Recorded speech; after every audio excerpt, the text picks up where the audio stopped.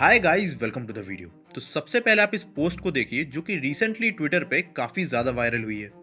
यहाँ पर एक पर्सन ने बताया है कि आज के टाइम गुड़गांव में जो प्रीमियम रियल एस्टेट है उनकी प्राइसिंग आपको न्यूयॉर्क के पेंट हाउस अपार्टमेंट से भी ज़्यादा देखने को मिलती है। जहाँ पर गुड़गांव के केस में एक 4 BHK की प्रॉपर्टी आपको 27 से 50 करोड़ के बीच में मिल रही है। वहीं पर अगर आप न्यूयॉर्क में देखोगे तो आपको 6 BHK का जो पेंट हाउस अपार्टमेंट है वो केवल 24 से 25 करोड़ में मिल जा रहा है। अब यह लेट मी टेल यू, ये सिचुएशन केवल प्रीमियम रियल एस्टेट की नहीं है, बल्कि रिपोर्ट्स की माने तो एक वर्किंग प्रोफेशनल जो कि सिटीज लाइक मुंबई, बेंगलोर या गुड़गांव जैसी सिटीज में एक हाई पेइंग जॉब भी कर रहा है, उसके लिए भी एक 2 BHK अपार्टमेंट को इधर अफोर्ड कर पाना एक डिस्टेंट ड्रीम बनता जा रहा है। Buying a home is everyone's dream, but what if that dream just becomes more and more unaffordable each passing day? अब अगर आप डेटा की मानो तो इंडिया में इस क्वार्टर हाउसिंग प्राइसेस 11% से ग्रो किए हैं ईयर इन ईयर, और से कंपैरिजन में जो लोगों की सैलरीज है वो इतनी तेजी से ग्रो नहीं की हैं। एंड इसी सब के चलते आज सिचुएशन ये है कि इंडिया में जो होम अफोर्डेबिलिटी को कैलकुलेट करने के लिए फाइनेंशियल रूल फॉलो किया जाता है, जिसे कि हम लोग 5-20-40 रूल भी बोलते हैं।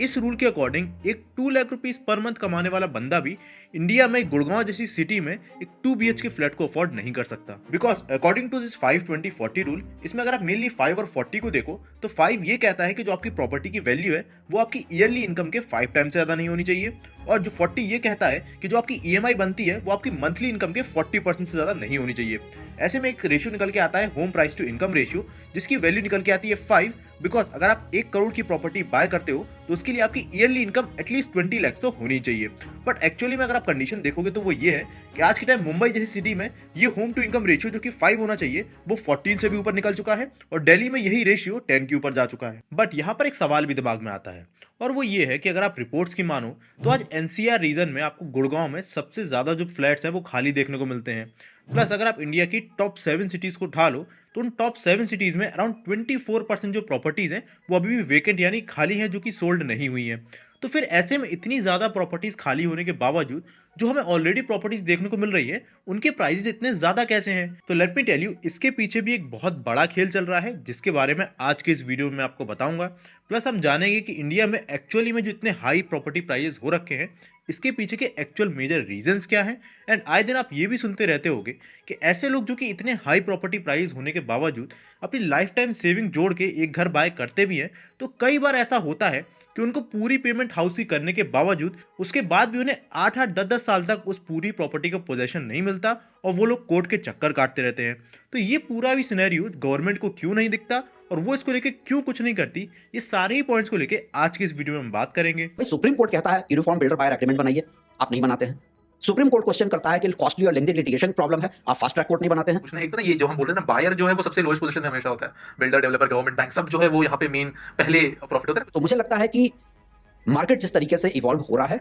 इंडियन रियल एस्टेट में आगे आने वाले दिनों में बहुत क्राइसिस होने बाकी है। अब देखिए, इंडिया में ये जो पूरी प्रॉपर्टी क्राइसिस हमें देखने को मिल रही है इसके पीछे के 4 मेजर रीजंस हैं, जिसमें सबसे पहला रीजन निकल के आता है वो बिजनेस मॉडल जिसपे ये पूरी ही इंडस्ट्री वर्क करती है। तो देखिए, अगर आप एक टाइम पे किसी भी इंडस्ट्री को देखोगे तो वो बिल्ड एंड सेल के बिजनेस मॉडल पे वर्क करती है। यानी एक कंपनी पहले एक प्रोडक्ट अपना बनाता है और फिर इस प्रोडक्ट को कंप्लीट करने के बाद वो प्रोडक्ट मार्केट में लाता है, और फिर जो लोग हैं वो उस प्रोडक्ट के पैसे देके उस प्रोडक्ट को खरीद लेते हैं। बट इसके अपोजिट अगर आप रियल एस्टेट इंडस्ट्री में देखो तो ये इंडस्ट्री सेल एंड बिल्ड के मॉडल पे वर्क करती है। यानी सबसे पहले एक जो बिल्डर है वो अपने प्रॉपर्टी वगैरह को रजिस्टर कराता है और इनिशियली थोड़ी प्रॉपर्टी अपना पैसा लगा के बिल्ड करना शुरू करता है। फिर उसके बाद से वो पब्लिक से फंड लेता है और फिर उस पब्लिक के फंड से फर्दर उस पूरी प्रॉपर्टी को कंप्लीट कर पाता है। अब ऐसे में कई बार ऐसा होता है कि कई सारे नए रियल एस्टेट डेवलपर्स जिन्हें प्रायर कोई बड़े प्रोजेक्ट्स का एक्सपीरियंस नहीं होता, ऐसे में वो पब्लिक से फंड तो ले लेते हैं, पर जब वो उसको एक्चुअली प्रॉपर्टी को बनाते हैं तो पैसों के मिसमैनेजमेंट के चलते, कोई फ्रॉड के चलते या मल्टीपल रीजंस होते हैं जिस वजह से वो प्रॉपर्टीज को कंप्लीट नहीं कर पाते। ऐसे में एक टाइम पे आके वो अपने आप को बैंकरप्ट डिक्लेयर कर देते हैं, और फिर वो ये कहते हैं कि जब तक उन्हें गवर्नमेंट से हेल्प नहीं मिलती तब तक वो जो प्रोजेक्ट्स है उसको कंप्लीट नहीं कर पाएंगे और लोगों को फ्लैट नहीं दे पाएंगे। अब ऐसे में होता ये है कि जो बिल्डर है उसे अपना जो पैसा है वो पूरा वो शुरुआत से ही बैंक से मिल गया। सेकेंडली, जो गवर्नमेंट है उसको आपके प्रॉपर्टी बाय करने पे ही उसके सारे टैक्सेस मिल जाते हैं, और थर्डली जो एक्चुअली में हाउस बायर है वो अपने पोजेशन के लिए 8-8 10-10 साल वेट करता है और कई बार सालों तक जो कोर्ट है उनमें उनके केसेस चलते रहते हैं। मैंने एक बिल्डर से एक दिन ऑफ द रिकॉर्ड पूछा कि आपके इतने बायर प्रोटेस्ट कर रहे हैं, आपको फर्क नहीं पड़ता है? बिल्डर का जवाब है, अरे छोड़िए, ये सब मिडिल क्लास लोग हैं, पूरे दिन ऑफिस में नहीं रहना है, साथ में फैमिली संभालनी है।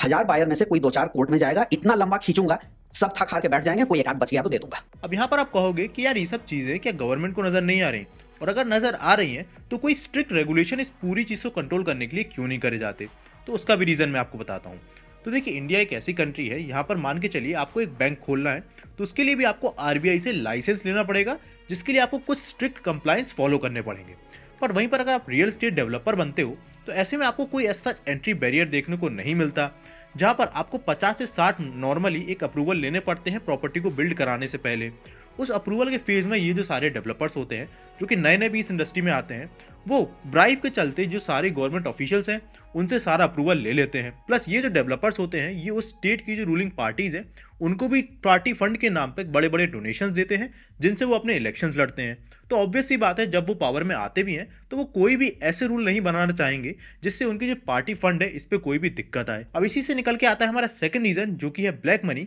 जिस वजह से हमें इस पूरे ही प्रॉपर्टी मार्केट में इतने ज्यादा हाई प्राइसेस देखने को मिलते हैं।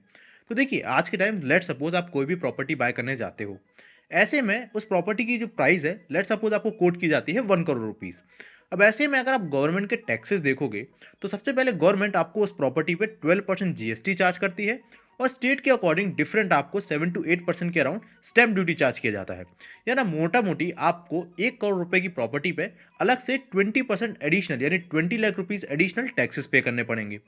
अब अगर ऐसे में वो बिल्डर आपको ऑप्शन देगा कि क्या आप अपना ये टैक्स बचाना चाहते हो, तो ऑब्वियस सी बात है ज्यादातर लोग कहेंगे कि हाँ, आप मुझे तरीका बताओ। अब ऐसे में वो सेलर आपसे बोलता है कि आप मुझे पूरा 1 करोड़ रुपीस वाइट में पे मत करो, बल्कि मुझे आप वाइट में केवल सर्कल रेट पे करो। अब किसी भी प्रॉपर्टी का सर्कल रेट होता है उस प्रॉपर्टी का मिनिमम सेलिंग प्राइस, जो कि गवर्नमेंट डिसाइड करती है। अब मान के चलते हैं सर्कल रेट उस प्रॉपर्टी का 40 लाख के अराउंड आता है। अब 40 लाख अगर आप उसको वाइट में पे करते हो तो ऐसे में आपको टैक्सेस कम पे करने पड़ेंगे, जो कि 8 लाख रुपीस के अराउंड आएंगे, और आपके अराउंड 12 लाख रुपीस के टैक्सेस बच जाएंगे। अब ऐसे में बिल्डर आपसे बोलता है जो बाकी के 60 लाख रुपीस आपके हैं वो आप मुझे कैश में पेमेंट कर दो, जिसपे आपको कोई भी टैक्सेस पे नहीं करने पड़ेंगे। अब इधर एज अ बायर आपके 12 लाख रुपीस के टैक्सेस बच गए तो आप खुश। वहीं पर जो सेलर है उसने भी, क्योंकि आपको केवल 40 लाख रुपीस में ही पेपर पे प्रॉपर्टी बेची है, तो उसको भी जो कैपिटल गेन टैक्सेस है वो कम पे करने पड़ेंगे गवर्नमेंट को। तो ऐसे में एक विन विन सिचुएशन हो जाती है। एंड इसीलिए क्योंकि इस तरह ब्लैक मनी इन्वॉल्वमेंट है इस पूरे ही सेक्टर में, आप देखोगे कई सारे पॉलिटिशियन, बिजनेसमैन और जो बड़े बड़े एक्टर्स वगैरह भी होते हैं, उन्हीं केस में आपको सबसे ज़्यादा उनकी जो इन्वेस्टमेंट है वो इन प्रॉपर्टीज़ में देखने को मिलेगी। बिकॉज पहले वो सर्कल रेट पे ऑन पेपर उन सारी प्रॉपर्टी को खरीद लेते हैं, और फिर धीरे धीरे ब्लैक मनी उन सारे जो बिल्डर्स हैं उनको पे करते रहते हैं। और इसी ब्लैक मनी की वजह से कई बार ये जो सारे ही बड़े बड़े बिजनेसमैन होते हैं, ये उन प्रॉपर्टीज़ को पसंद आने पे कई बार उनके हायर प्राइजेस देने को भी तैयार हो जाते हैं, बिकॉज क्योंकि उन्हें वो ब्लैक मनी ही पे करना है। और बिकॉज वो हायर प्राइस देने को तैयार हो जाते हैं तो मार्केट में उसी प्रॉपर्टी की जो वैल्यू है वो एक्चुअली में बढ़ती जाती है, और उसी की वजह से अगर एक नॉर्मल बायर उस हाउस बाय करने निकलता है तो उसको एक हायर प्राइस पे करना पड़ता है उन सारी प्रॉपर्टीज़ का। अब इसके बाद आता है हमारा थर्ड मेन रीज़न जिस वजह से इंडिया में जो प्रॉपर्टी प्राइजेस है वो इतना ज़्यादा हाई है, और वो रीज़न है हमारा FSI यानी फ्लोर स्पेस इंडेक्स। अब ये इंडेक्स आपको बताता है कि एक पर्सन 1000 स्क्वायर फीट के एरिया में कितना टोटल कंस्ट्रक्शन या फिर बिल्डिंग एरिया बना सकता है। फॉर एग्जाम्पल, अगर किसी कंट्री का FSI 3 है तो एक बिल्डर 1000 स्क्वायर फीट के एरिया में 3 फ्लोर्स बना सकता है, या तो 1000 स्क्वायर फीट के, या फिर वो चाहे तो 500 स्क्वायर फीट के 6 फ्लोर बना सकता है। और ये जो पूरी मैट्रिक्स है ये उस कंट्री की जो गवर्नमेंट है उसके थ्रू फिक्स की जाती है। अब अगर आप इंडिया की बात करोगे तो इंडिया में जो FSI की वैल्यू है वो 3.2 के अराउंड है,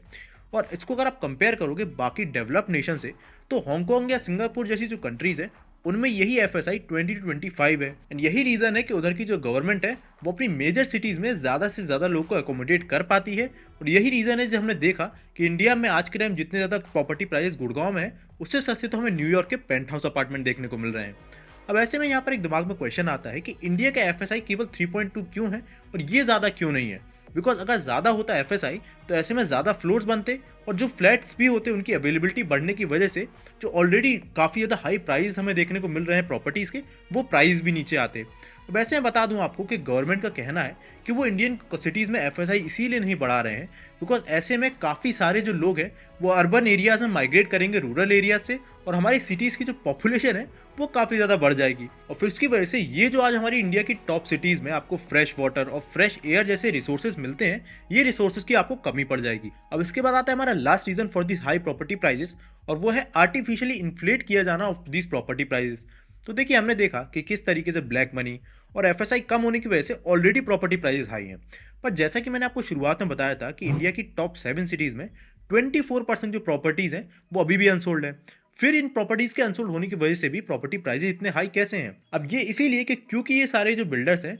ये आर्टिफिशियली उनकी जो सारी प्रॉपर्टीज़ हैं उनकी प्राइजेस को इन्फ्लेट किए हुए हैं। अब वो ऐसे तो मान के चलिए आज आप किसी प्रॉपर्टी पे जाते हो, उधर बिल्डर से बोलते हो कि मुझे उनकी जो 10th फ्लोर की जो प्रॉपर्टी है उसको बाय करना है। अब मान के चलिए उस पूरी ही बिल्डिंग में भले ही 50 जो उनके पूरे अपार्टमेंट्स हैं उनमें से 48 अपार्टमेंट्स खाली हो, पर वो अगर आप उस पर्टिकुलर प्रॉपर्टी में से कोई फ्लैट चूज करते हो तो वो बोलेगा कि ये जो पर्टिकुलर प्रॉपर्टी है ये ऑलरेडी 2 दिन पहले सेल हो चुकी है। अब ऐसे में आपको लगेगा कि यार ऑलरेडी काफ़ी तेज़ी से सारे फ्लैट सेल हो रहे हैं, और फिर उसके बाद वो आपको बोलेगा कि आप बाकी सारे फ्लोर्स तो भूल जाइए, केवल 1 या 2 ही जो फ्लैट हैं वो अवेलेबल है। अब ऐसे में आपके दिमाग में एक स्कैरसिटी प्रीमियम क्रिएट हो जाता है, जिसके चलते वो आपसे हायर प्राइजेस भी कोट करता है, और आप ये दिमाग में सोचते हो कि कहीं भी प्रॉपर्टी आपके हाथ से ना निकल जाए, उसके चलते आप उसको हाई प्राइस पे भी कोई नेगोशिएट ज़्यादा नहीं करते, और तो और आप अपने मन के अगेंस्ट उस बिल्डर की कही हुई जो फ्लैट या प्रॉपर्टी है उसको बाय कर लेते हो। और यही सारे चारों मेजर रीजंस है जिस वजह से इंडिया में आज के टाइम मिडिल क्लास के लिए खासकर हमें इंडिया में प्रॉपर्टी क्राइसिस इतनी अलार्मिंग स्टेज पे पहुंचते हुए देखने को मिल रही है।